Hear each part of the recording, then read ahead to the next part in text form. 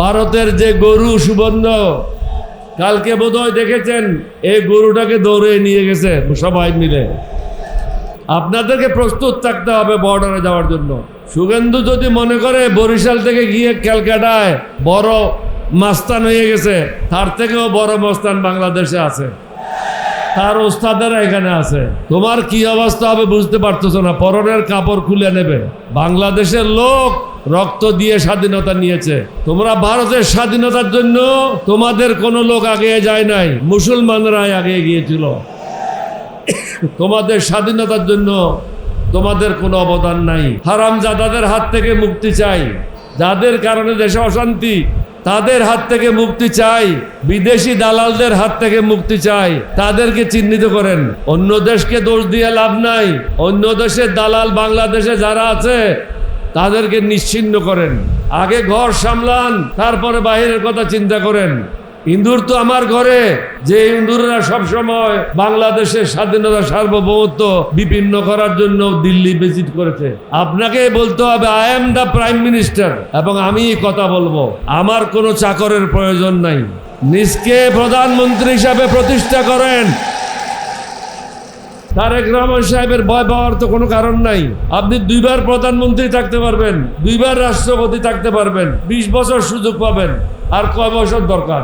তাহলে এই যারা আপনাদেরকে কুপরামর্শ দিচ্ছে তাদের কথা কেন শুনছেন? চারিদিকে শত্রু রেখে আপনি বাঁচতে পারবেন না, আপনি রেহাই পাবেন না। আপনি অন্তত বিরোধী দলের সাথে বন্ধুত্ব করেন। আমি একটা বিষয় আপনাদের মাধ্যমে প্রধানমন্ত্রীকে বলতে চাই, সরকারকে বলতে চাই।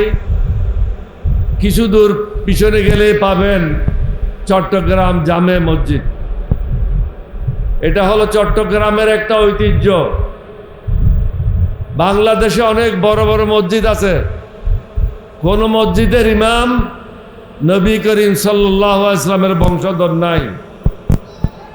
কিন্তু এই মসজিদ বানানোর পর থেকে অদ্যাবধি নবী করিম সাল্লাল্লাহু আলাইহি ওয়াসাল্লামের বংশধরদের মাধ্যমে পরিচালনা হয়ে আসছে। আমি কালকে জুমার নামাজে গিয়েছিলাম, ওখানে দেখলাম একটা জরাজীর্ণ অবস্থা। শহীদ রাষ্ট্রপতি জিয়া রহমানের সময় কিছু মেরামতের কাজ হাতে নেওয়া হয়েছিল। এখন আমি প্রধানমন্ত্রীকে অনুরোধ করব, আমাদেরকে ধ্বংস করে দিয়েছে গত 15-20 বছর। আমাদের মধ্যে নাই নীতি, না নৈতিকতা, না সুশাসন, এবং মানবতার বিরুদ্ধে আমরা সদা সর্বদা কাজ করে যাচ্ছি। মুসলমানদের শিক্ষা দেয় মসজিদ এবং মাদ্রাসার মাধ্যমে।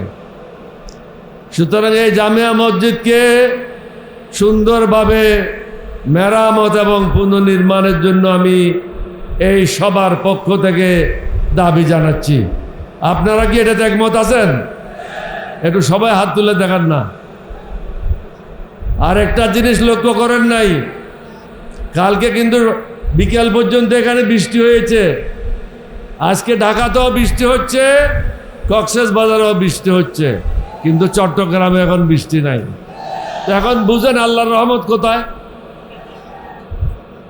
আপনারা মিটিং করতে কোনো কষ্ট পাচ্ছেন না, আরামে আছেন। আবার এখন মেঘ এসে গেছে, রোদও নাই। আল্লাহ আপনাদেরকে বিভিন্নভাবে সাহায্য করছেন, কিন্তু আমাদেরকে আমাদের ঈমান ঠিক করতে হবে। অল্পের মধ্যে আমরা হতাশ হয়ে যাই, এই হতাশ মানে আমাদের মধ্যে ঈমান নাই।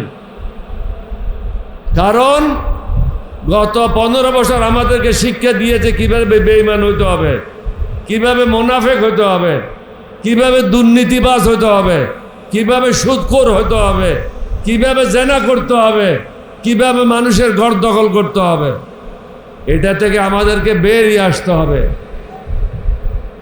মানুষ মানুষের জন্য, মানুষ গরু ছাগলের জন্য না। তারেক রহমান সাহেবকে অনুরোধ করব, আপনি চারিদিকে বিভিন্ন ধরনের লোক দ্বারা পরিবেষ্টিত, তাদের সম্বন্ধে আপনি অবগত হন। অন্য দেশকে দোষ দিয়ে লাভ নাই। অন্য দেশের দালাল বাংলাদেশে যারা আছে তাদেরকে নিশ্চিহ্ন করেন। আগে ঘর সামলান, তারপরে বাহিরের কথা চিন্তা করেন। ইন্দুর তো আমার ঘরে, যে ইন্দুররা সবসময় বাংলাদেশের স্বাধীনতা সার্বভৌমত্ব বিপন্ন করার জন্য দিল্লি ভিজিট করেছে। ব্রিটিশের আন্দোলন এখান থেকে শুরু হয়েছিল। পাকিস্তানের বিরুদ্ধেও স্বাধীনতার আন্দোলন এখান থেকে শুরু হয়েছে। এই সরকারের বিরুদ্ধেও যদি প্রয়োজন হয়, এখান থেকেই শফিকুর রহমান সাহেবের নেতৃত্বে আন্দোলন ইনশাল্লাহ শুরু হবে। আপনারা সদা সর্বদা প্রস্তুত থাকবেন। আল্লাহর রহমত আপনাদের উপর থাকবে, এটা আজকে প্রমাণ দেখছেন। সব জায়গায় বৃষ্টি, আপনাদের মিটিংয়ে বৃষ্টি নেই। প্রধানমন্ত্রীকে বুঝতে হবে বাংলাদেশের জনগণ স্বাভাবিক জীবন যাপন করতে পারছে না। কোনো মহিলা স্বাচ্ছন্দ্যে ঘর থেকে বের হতে পারছে না। আমাদের মেয়েরা স্কুল কলেজে নিরাপদ না। ব্যবসা বাণিজ্য যারা করে তারা নিরাপদ না। যদিও ডাকাতেরা এখন ক্যালকাটায় আছে, চোরেরা তো বাংলাদেশে আছে। সুতরাং তাদের হাত থেকে আমাদেরকে রক্ষা করতে হলে আপনাকে কঠিন হতে হবে, কঠোর হতে হবে। জি হুজুর করে সরকার চলে না। আর আপনার জায়গায় অন্য কেউ প্রক্সি দেবে, এটাও ঠিক না।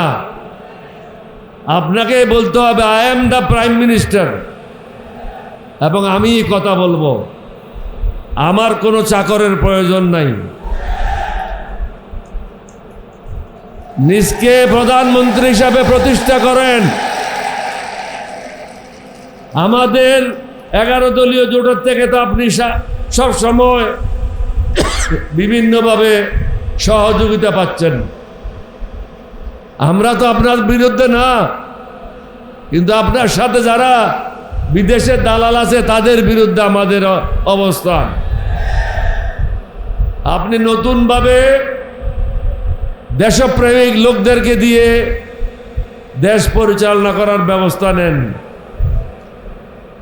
আমাদের অনেক বক্তা এখানে বলেছেন যে আপনাদেরকে সুযোগ দেওয়া হবে, আমাদের পক্ষ থেকে কোনো ধরনের আপনাদের বিরুদ্ধে আচরণ করা হবে না। কিন্তু আমাদেরকে অস্বস্তিকর অবস্থা থেকে মুক্তি দিতে হবে। আমরা স্বাভাবিক জীবন যাপন করতে চাই। আর ভারতের যে গরু সুবর্ণ, কালকে বোধহয় দেখেছেন, এই গরুটাকে দৌড়ে নিয়ে গেছে সবাই মিলে। আপনাদেরকে প্রস্তুত থাকতে হবে বর্ডারে যাওয়ার জন্য। শুভেন্দু যদি মনে করে বরিশাল থেকে গিয়ে ক্যালকাটায় বড় মাস্তান হয়ে গেছে, তার থেকেও বড় মাস্তান বাংলাদেশে আছে, তার ওস্তাদেরা এখানে আছে। তোমার কি অবস্থা হবে বুঝতে পারতেছ না, পরনের কাপড় খুলে নেবে। বাংলাদেশের লোক রক্ত দিয়ে স্বাধীনতা নিয়েছে। তোমরা ভারতের স্বাধীনতার জন্য তোমাদের কোনো লোক আগে যায় নাই, মুসলমানরাই আগে গিয়েছিল। তোমাদের স্বাধীনতার জন্য তোমাদের কোনো অবদান নাই। যেহেতু সময় নির্দিষ্ট করে দেওয়া হয়েছে, আমি আর বেশি সময় নিতে চাই না। আজকে আমাদের মূল বক্তব্য হচ্ছে, আমরা যে সংস্কার চাই, এটা শফিকুর রহমান সাহেবকে আরো শক্তিশালী করার জন্য না, বা আমাদের বিরোধী দলীয় প্রধান হুইপকে আরো বেশি ক্ষমতাশালী করার জন্য না।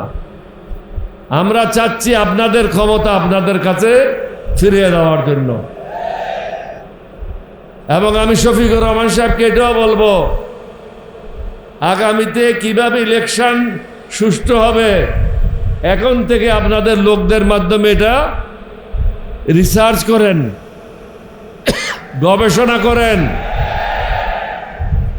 যদি প্রয়োজন হয় ভিন্ন পন্থা অবলম্বন করে সুষ্ঠু নির্বাচনের ব্যবস্থা করেন। যেখানে পুলিশেরও প্রয়োজন পড়বে না, আর্মিরও প্রয়োজন পড়বে না। বিগত নির্বাচনে সবাই তো ছিল, তারপরেও তো চুরি ডাকাতি হয়েছে, তাহলে ওদের রেখে লাভ কি? আমাদেরকে ভিন্ন চিন্তা করতে হবে। আমি আশা করব যারা আজকে এখানে এসেছেন আপনারা কথাগুলি আপনাদের মধ্যে সীমাবদ্ধ রাখবেন না, যেখানে যান সবাইকে বলবেন আমরা সংস্কার চাই দেশের মঙ্গলের জন্য। আমি তো একটা মিটিংয়ে বলেছি তারেক রহমান সাহেবের ভয় পাওয়ার তো কোনো কারণ নাই। আপনি 2 বার প্রধানমন্ত্রী থাকতে পারবেন, 2 বার রাষ্ট্রপতি থাকতে পারবেন, 20 বছর সুযোগ পাবেন, আর কয় বছর দরকার? তাহলে এই যারা আপনাদেরকে কুপরামর্শ দিচ্ছে তাদের কথা কেন শুনছেন? সংস্কারগুলি প্রয়োজন দেশের মঙ্গলের জন্য, এটা কোনো জমাতের জন্য না, 11 দলীয় জোটের জন্য না।